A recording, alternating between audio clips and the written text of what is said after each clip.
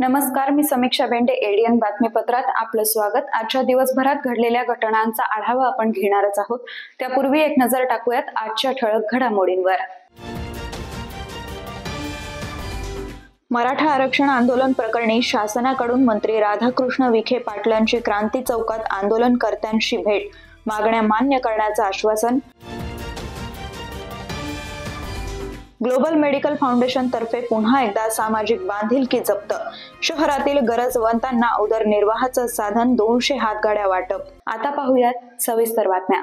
छत्रपती संभाजीनगर मधील क्रांती चौक इथं मराठा आरक्षणाच्या मागणीला घेऊन सुरू असलेल्या उपोषणाला शासनाच्या वतीनं मंत्री राधाकृष्ण विखे पाटील यांनी भेट देऊन उपोषणकर्त्यांशी चर्चा करत शासनाच्या बाजूने भूमिका मांडली आहे.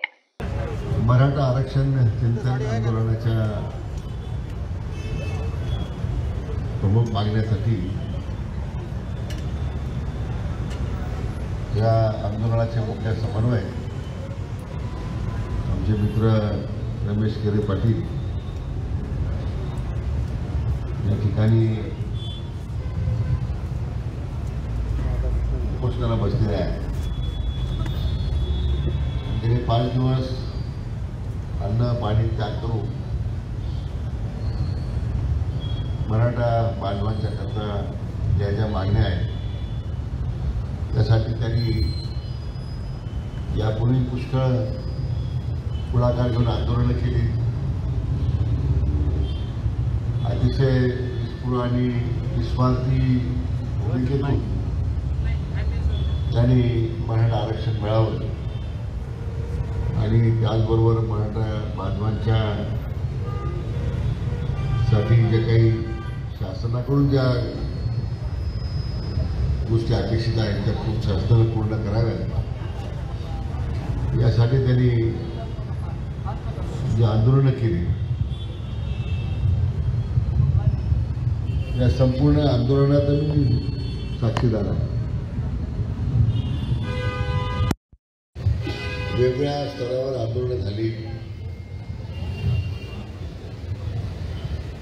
त्या आंदोलनातून काही मागण्या शासनाने मान्य केल्या,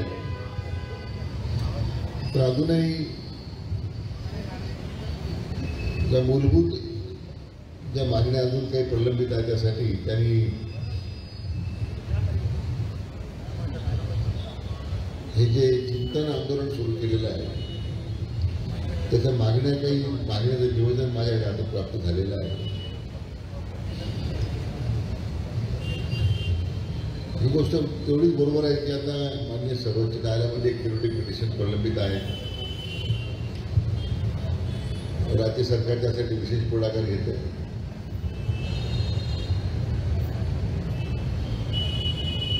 आपले विद्यमान मुख्यमंत्री माननीय देवेंद्रजी फडणवीस साहेब यांनी 2014 ते 19 मध्ये मुख्यमंत्री असताना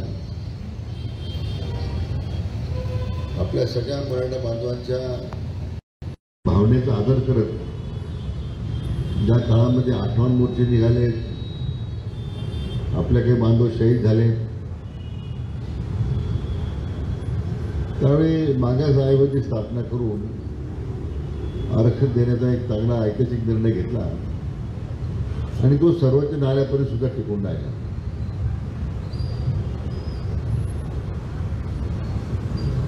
एकोणीस नंतरच्या 2.5 वर्षामध्ये जे महाविकास आघाडी सरकार स्थापन झालं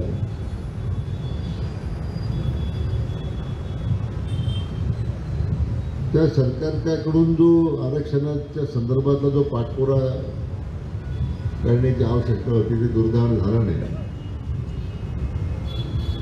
आणि एवढं मोठ्या कष्टानं आरक्षणाचा जो मुद्दा माननीय देवेंद्रजी फडणवीस साहेबांनी जो हाताळला होता तो पूर्णतेला नेला होता. ते आरक्षण घालवण्याचं काम या महाविकास आघाडी सरकारच्या माध्यमातून झालं हे सांगण्यामध्ये मला कुठल्या प्रकारचा संकोच नाही आहे. पुण्यातील स्वारगेट येथील घडलेल्या घटनेच्या पार्श्वभूमीवर छत्रपती संभाजीनगर मध्यवर्ती बस स्थानकात प्रवाशांच्या सुरक्षे आणि सुविधेकरिता असलेल्या साधनांबाबत एसटी महामंडळाच्या बस स्थानक नियंत्रक यांच्या वतीनं एडीएन सोबत बोलताना अधिक माहिती देण्यात आली आहे. आपले जे मध्यवर्ती बसस्थानक किंवा सिडको बसस्थानक आहे या ठिकाणी आपल्याकडे मध्यवर्ती बसस्थानकाला जवळपास 94 कॅमेरे आणि सिडको बसस्थानकावर 53 कॅमेरे कार्यान्वित आहेत. यामध्ये फेस रिडिंगचे कॅमेरेसुद्धा आहेत. त्यानंतर पुरेशी लाईट व्यवस्था जी आहे ती बसस्थानकावर करण्यात आलेली आहे व ज्या आता मुक्कामी गाड्या येतात, बाहेर डिव्हिजनच्या ज्या गाड्या येतात त्या ड्रायव्हरांना आपण या ठिकाणी सूचना देत आहोत की रेस्टरूमला झोपायला जात असताना वाहन जे आहे ते आतमधून लॉक करून घेतल्यानंतरच त्यांनी मुक्कामी जावं किंवा रेस्टरूमला जावं व इतर जी व्यवस्था आहे तर आमच्याकडे या ठिकाणी तिन्ही शिफ्टमध्ये सुरक्षा रक्षकाची व्यवस्था करण्यात आलेली आहे. 8 तासाचा कालावधी प्रत्येक सुरक्षा रक्षकाची ड्युटी ही 8 तासाची असते आणि जास्त करून आम्ही संध्याकाळच्या वेळेला सुरक्षा रक्षकाची जी अलोकेशन आहे ते वाढवलेलं असतं. दिवसा सुरक्षा रक्षक कमी असतात परंतु संध्याकाळच्या विशेष खबरदारी म्हणून आपण सुरक्षा रक्षकांची जी पाळे आहे ते त्याच्यामध्ये संख्या वाढवलेली आहे. त्याचप्रमाणे या ठिकाणी छत्रपती संभाजीनगर आगार क्रमांक 1 व 2 या दोन्ही ठिकाणी पोलीस चौकीसाठी आपण आगारांतर्गत जागा उपलब्ध करून देण्यात आलेली आहे. या ठिकाणी आपल्याला पोलीस या ठिकाणी असल्याचे दिसत नसते. त्याचप्रमाणे नाईट राऊंड देखील पोलिसांचा एक मध्यवर्ती बसस्थानक व सिडको बसस्थानक या ठिकाणी दररोज होत असतो. आपण तर दोन्ही बसस्टँड सांभाळलेलेच आहे. आता आपली पोस्टिंग वाढलेली आहे त्यामुळं त्याबद्दल काय सांगू इच्छिता? विषय एवढाच विषय आहे की दोन्ही ठिकाणचे आपल्या जिल्ह्यामधील मुख्य बसस्थानक जे आहेत किंवा मुख्य डेपो आहेत या दोन्ही ठिकाणी आपण काम केल्यामुळे या दोन्ही ठिकाणच्या कामाचा अनुभव जो आहे तो वरील पोस्टवर गेल्याच्या नंतर त्या ठिकाणी कशा प्रकारचे सूक्ष्म नियोजन करायचे, काय अलोकेशन नियोजन करून आपलं उत्पन्न व किलोमीटर कशा प्रकारे वाढतील या दृष्टिकोनातून आपल्याला त्या डेपोतले काय अडचणी आहेत त्यावर कशा प्रकारचे मात करून निर्णय घ्यायचे याविषयी जे आहे तो एक अभ्यास दोन्ही ठिकाणी काम केल्यामुळे पूर्वीच झालेला आहे. त्याचा फायदा जो आहे नक्कीच महामंडळाला आम्ही करून देऊ आणि आपल्या छत्रपती संभाजीनगरचे नाव आपण राज्यामध्ये 1 नंबरला आणू या दृष्टिकोनातून. आपलं पद आणि नाव साहेब? मी विभागीय वाहतूक अधिकारी संतोष सिद्धराव घाणे. आणि आपण महिलांना असं काही आवाहन करू इच्छिता का या घटनेच्या नंतर? या घटनेच्या अनुषंगाने ही जी घटना घडलेली आहे या घटनेच्या अनुषंगाने एवढंच सांगेल की महिलांनी जे आपण प्रवास करत आहोत तर कुठल्याही अनोळखी व्यक्तीवर विश्वास ठेवू नये. अधिकृत एस टी महामंडळाचे जे कर्मचारी आहेत ज्या ठिकाणी वाहतूक नियंत्रण कक्ष आहे त्या ठिकाणी आपल्या जाणाऱ्या मार्गाबद्दल किंवा बसबद्दल योग्य ती माहिती घेऊनच त्यानुसारच रापो बस मार्फत प्रवास करावा. कुठल्याही इतर व्यक्तीवर विश्वास न ठेवता वाहतूक नियंत्रण कक्षामध्ये आपल्याला हवे त्या गाडीची चौकशी करून सदरची गाडी लागली किंवा नाही लागली याची अनाउन्समेंट आपल्या वाहतूक नियंत्रण कक्षातून वारंवार होत असते. त्यानुसार त्या दिलेल्या सुविधा योग्य ते वापर करून त्यांनी सुरक्षित प्रवास करावा एवढंच माझं म्हणणं. शहरातील 200 गरजवंतांना हातगाड्या देऊन त्यांच्या उदरनिर्वाहासाठी मदत करण्याचा उपक्रम ग्लोबल मेडिकल फाउंडेशन तर्फे पुन्हा एकदा राबवून सामाजिक बांधिलकी जपली आहे. सिद्दीकी वेलफेअर सोसायटी अंतर्गत global medical foundation, United volunteers association, Minhaj interfaith welfare foundation तर्फे 200 गरजवंतांना हातगाड्यांचं वाटप करण्यात आलं. 25 फेब्रुवारी आमखास मैदानी येथील फाउंडेशनच्या कार्यालयासमोर हा उपक्रम पार पडला. इतरांकडून घेण्यापेक्षा देणारे बना या उद्देशानं ग्लोबलचे संस्थापक अध्यक्ष मसीउद्दीन सिद्दीकी यांनी हा उपक्रम राबवलाय. दरवर्षी 500 नागरिकांना स्वावलंबी करण्याचा निर्धार त्यांनी केलाय. यासाठी दरवर्षी हातगाड्या महिलांना शिवण यंत्र दिलं जातं. यावेळी फरहान, शाहजहान, हुसेनी, रफिक साहब, बाबा बिल्डर यांची प्रमुख उपस्थिती होती. यावेळी नासेर सिद्दीकी म्हणाले की दिलेल्या साहित्यातून यशस्वीतेकडे वाटचाल करा. मुजाहिद पटेल यांनीही गरजवंतांच्या भविष्यासाठी शुभेच्छा दिल्या. यावेळी मसीउद्दीन सिद्दीकी म्हणाले, पडेगाव इथं 200 विधवा एकल गरजवंत महिलांचा सर्वे केला आहे. त्यांचं शिक्षण जरी कमी असलं तरी घरी बसून काम करण्याची इच्छा आहे. त्यांच्या मुलांना शिक्षण मिळवून देण्यासाठी त्यांची धडपड सुरू आहे. त्यांना मोफत प्रशिक्षण दिलं जात आहे. यासाठी परिसरात 900 चौरस फूट जागा घेतली आहे. तिथं महिलांसाठी उद्योग केंद्र सुरू करण्याचा मानस आहे. यासाठी लोकसहभागाची गरज असून दानशूरांनी यात सहकार्य करण्याचं आवाहन त्यांनी केलंय. शेख वसीम यांनी सूत्रसंचालन केलं. जफर पटेल यांनी आभार मानले. टोटल 200 हथकड़ियों की जो मेंबर्स ने हासिल कर रहे हैं उनके हम लोग ने आधार कार्ड्स कलेक्ट किए, उनके कॉन्टैक्ट नंबर्स और उनकी फ़ोटोज़, और ये लेके हम कारपोरेशन में इसको रजिस्ट्रेशन करके इनके हैंड ओवर्स उनके परमिशन दे देंगे. ये काम जलील भाई के हवाले किया गया है. इंशाल्लाह ये जो है तो मनापा से इन लोग को कोई तकलीफ मुस्तकबिल में ना आए, इसलिए हमने ये इक़दाम भी उठाया है. दूसरी चीज़ ये कि ग्लोबल मेडिकल फाउंडेशन असल में जो है घाटी और कैंसर हॉस्पिटल के मुस्तहिक मरीजों की इमदाद और मदद के लिए जो है ये फाउंडेशन का बुनियाद पड़ी थी. लेकिन अल्हम्दुलिल्लाह अल्लाह का इतना एहसान है कि मेडिकल के अलावा इस फाउंडेशन ने एजुकेशन और एम्प्लॉयमेंट में भी अपना कदम जो है जमा लिया है. और अल्लाह का एहसान है कि पिछले 10 साल से एक इंटर स्कूल जी के कॉम्पिटिशन हो रहा है, जो कि मालेगांव, औरंगाबाद के अलावा परभनी जैसे डिस्ट्रिक्ट में भी हो रहा है. अभी तक तकरीबन 35,000 स्टूडेंट्स ने इस एग्ज़ाम में शिरकत की. इसके अलावा जो तलबा होते हैं आपके फार्मेसी, मेडिकल, इंजीनियरिंग स्कूल्स के जो स्टूडेंट्स हैं उनको भी जो तो फीस का या स्कॉलरशिप का जो इशू होता है वो ग्लोबल फाउंडेशन कर रहा है. इसके अलावा जो है ग्लोबल मेडिकल फाउंडेशन कैंसर और घाटी हॉस्पिटल के जो मरीज़ है उनकी जो हद मुमकिन कोशिश है उनके मसाइल को हल करने में अपना रोल अदा कर रहा है. सिल्लोड तालुक्यातील बेरगाव बाजार इथं विविध विकास कामांचं लोकार्पण सोहळा आमदार अब्दुल सत्तार यांच्या हस्ते पार पडला. यावेळी आमदार अब्दुल सत्तार यांनी गावकऱ्यांना मार्गदर्शन केलंय. बोरगाव बाजार गावाच्या विकासासाठी जवळपास 29 कोटी रुपयांचा निधी उपलब्ध करून दिलाय. येत्या काळात येथील नदीकाठी संरक्षण भिंत तसंच सिंचन प्रकल्पासाठी निधी उपलब्ध करून देऊ असं आमदार अब्दुल सत्तार म्हणालेत. यावेळी सत्तार यांनी येथील मंजूर विकास कामांचा आढावा घेतला. बोरगाव बाजार येथील मंजूर कामं निर्धारित वेळेत पूर्ण करण्याचे निर्देश त्यांनी अधिकाऱ्यांना दिलेत. आमदार अब्दुल सत्तार यांची विधानसभेवर सलग 4थ्यांदा निवड झाल्याबद्दल गावकऱ्यांच्या वतीनं सत्तार यांचा भव्य सत्कार करण्यात आला. या सत्काराला उत्तर देत असताना आमदार अब्दुल सत्तार यांनी बोरगाव बाजार गावातून मताधिक्य दिलं तसंच सलग 4थ्यांदा विजय केल्याबद्दल गावकऱ्यांचे आभार मानलेत. आमदार अब्दुल सत्तार यांच्या पुढाकारातून बोरगाव बाजार इथं छत्रपती शिवाजी महाराज व्यापारी संकुल 30 लाख रुपये, तलाठी कार्यालय व निवासस्थान 30 लाख रुपये तसंच नागरिकांसाठी सार्वजनिक सुलभ शौचालय 15 लाख रुपये अशा एकूण 75 लाख रुपयांच्या विविध विकास कामांचं लोकार्पण आमदार अब्दुल सत्तार यांच्या हस्ते पार पडलं.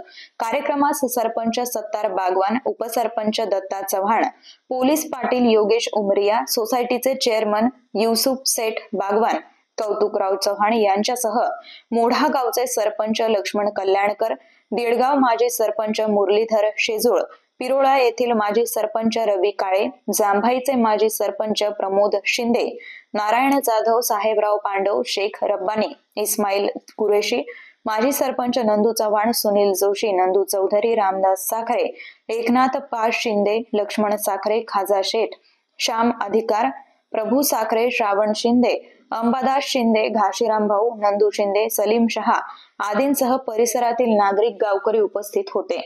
मदत करायची, कशी मदत करायची हे मी माझ्या डोळ्याने जे पाहिलं त्यावेळेस या राज्यासाठी, देशासाठी स्वाभिमानाची गोष्ट आहे का बाहेरून एखादा बिचारा मसनजोगी, फासपारदी, वडर, छोटे छोटे समाज जे उतर करू लोक येतात जातात त्यांनाही जेवण्याचा तो आशीर्वाद मिळतो. हे माझ्या जीवनामध्ये मी पाहिलेला अनुभव आहे. आणि आता आपण जे पाहिलं या निवडणुकीमध्ये ही ईश्वर अल्लाह भगवाननी शेवटची दोर आपल्या हातामध्ये घेतली. कोणी म्हणू लागलं हे निवडून आला, कोणी म्हणलं ते निवडून आला. अजूनही काही बातम्यांचा आढावा आपल्याला घ्यायचा आहे, मात्र वेळ झाली छोट्याशा ब्रेकची. कुठेही जाऊ नका, पाहत रहा एडीएन.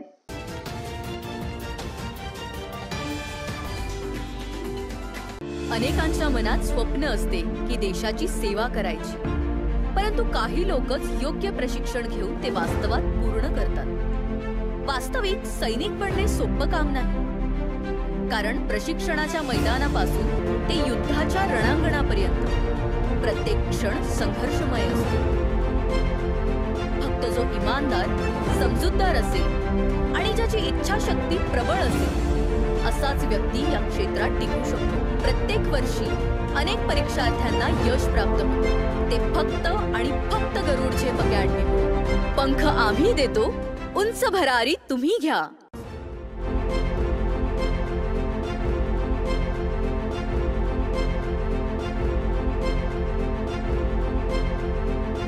शिक्षण असो किंवा नोकरी, कुठल्याही कामानिमित्त छत्रपती संभाजीनगर येथे येत असाल तर तुमच्या घरगुती जेवणाची चिंता आता मिटली।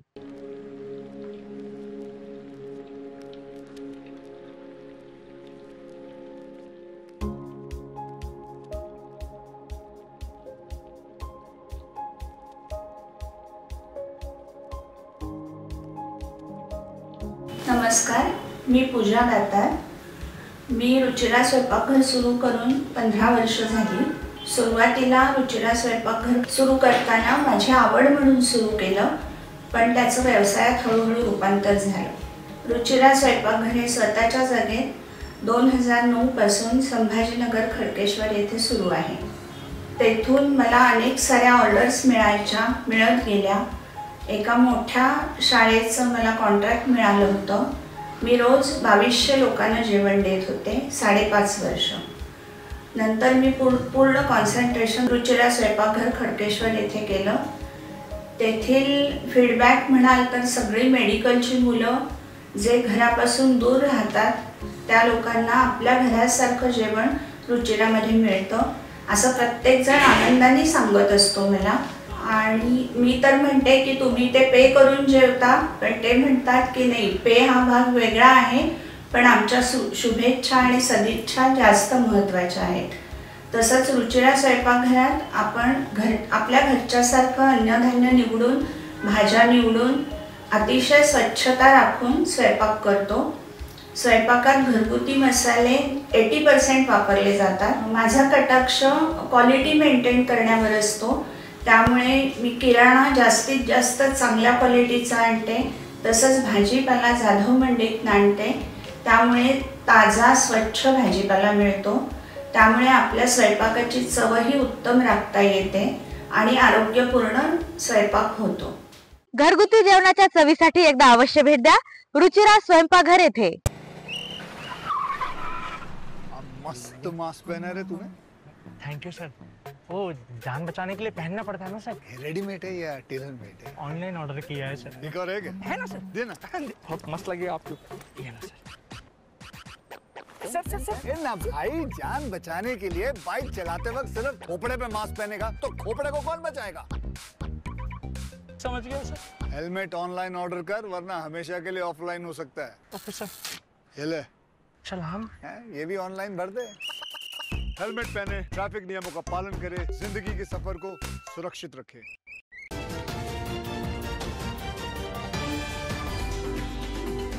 ब्रेक नंतर आपलं स्वागत। अहमदनगर जिल्ह्यातील माणिकगाव मधील कानिफनाथ महाराज यात्रेमध्ये दुकान लावण्यावरून झालेल्या वादानंतर समाजवादी पक्षाचे नेते आमदार अबू असीम आझमी यांनी निषेध नोंदवत तीव्र प्रतिक्रिया व्यक्त केल्या। मुझे बहुत दुख के साथ कहना पड़ता है, जब मैं रोजाना सुबह दिखता हूं तो एक न एक सरकार की तरफ से मुसलमानों को परेशान करने की, बेइज्जत करने की, तबाह बर्बाद करने की साजिश सरकार रचती रहती है। अभी अहमदनगर जिला में मढ़ी गांव है, जहां कानिफनाथ महाराज की एक यात्रा निकलती है। वहां की आबादी 5000, जिसमें सिर्फ 650 मुस्लिम है। और आज से नहीं, जमाने से जब यात्रा निकलती है तो वहां के मुसलमान दुकान लगाते हैं। 80% मुसलमानों की दुकानें लगती हैं। और वो क्या बेचते हैं? वहां पर बेचते हैं हल्दी, कुमकुम, नारियल और खिलौने, देवी को चढ़ाने वाले शाल, यानी सारी पूजा के सामान बेचकर मुसलमान वहां पर दुकान लगाता है। कोई भी धर्म का उल्लंघन नहीं होता है। और जानबूझ करके सिर्फ और सिर्फ ये एक एक गांव में, एक एक जगह पर सिर्फ नफरत की वजह से वहां पर ग्राम समाज ने वहां पर एक फैसला लिया है कि मुसलमानों की दुकानें नहीं लगने देंगे, मुसलमानों की एंट्री नहीं। मतलब ये देश, इस देश में क्या हो रहा है?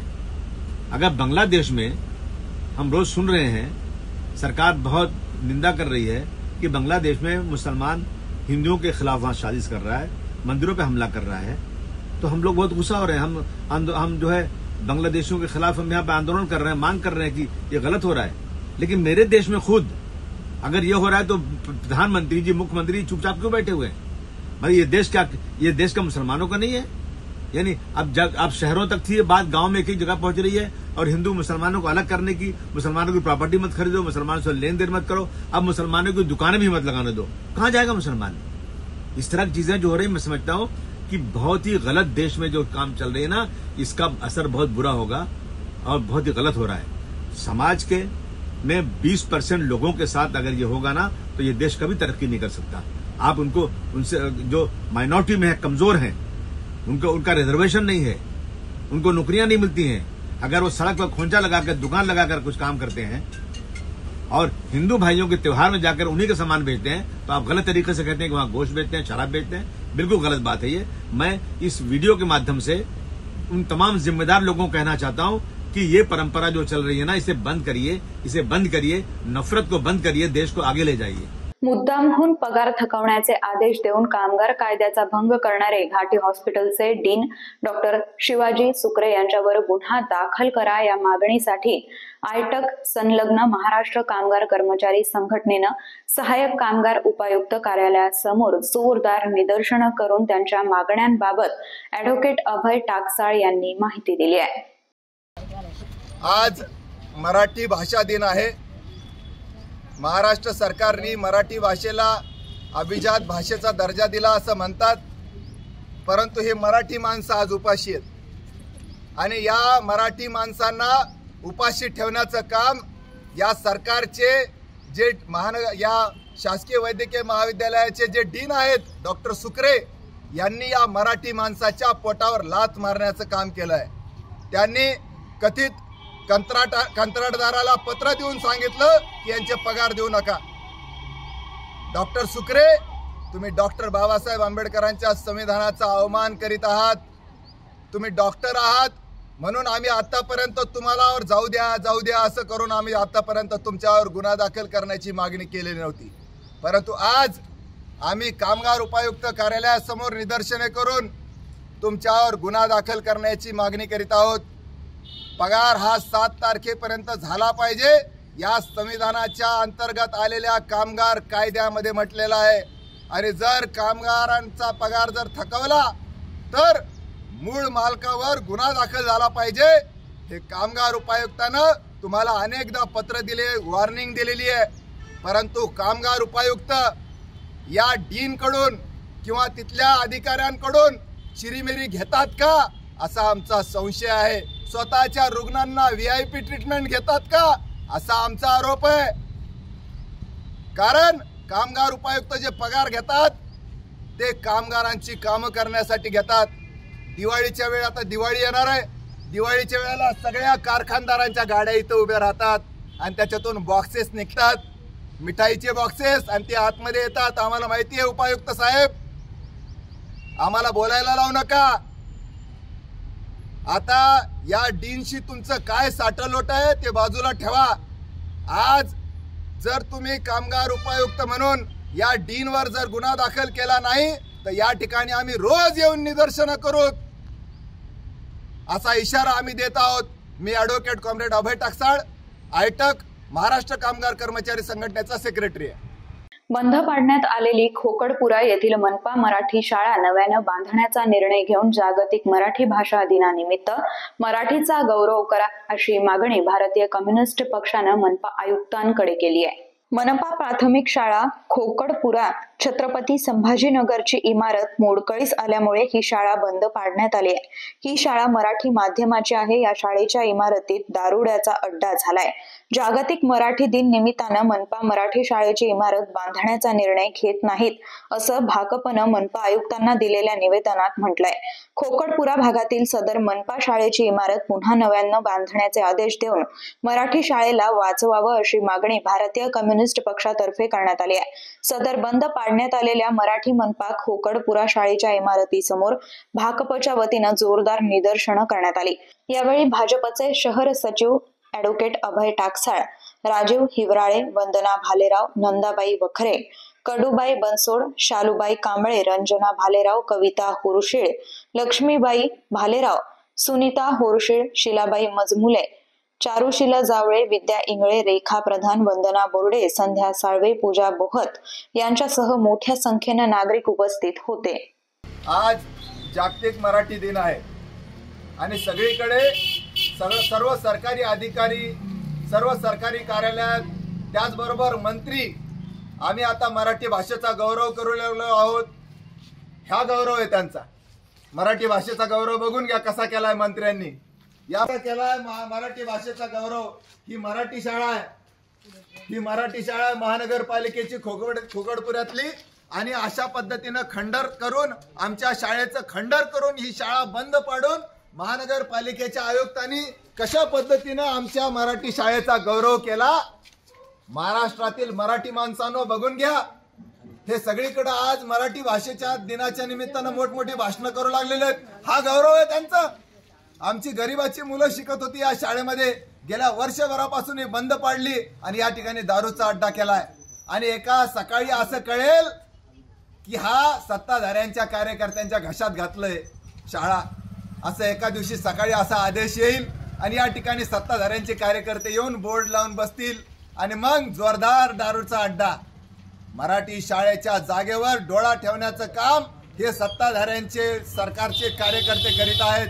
आणि त्यामुळं आज जागतिक मराठी दिनानिमित्त आम्ही महानगरपालिकेच्या आयुक्तांना आणि या सरकारला आरसा दाखवण्यासाठी उभा आहोत. तिथं सेवानिवृत्त कर्मचाऱ्याची हात चालाखीनं एटीएम बदलून 2 अज्ञात व्यक्तींनी 37,000 रुपयांची फसवणूक केल्याची घटना घडली असून सिटी चौक पोलीस ठाण्यात दोघांविरोधात गुन्हा दाखल करण्यात आलाय.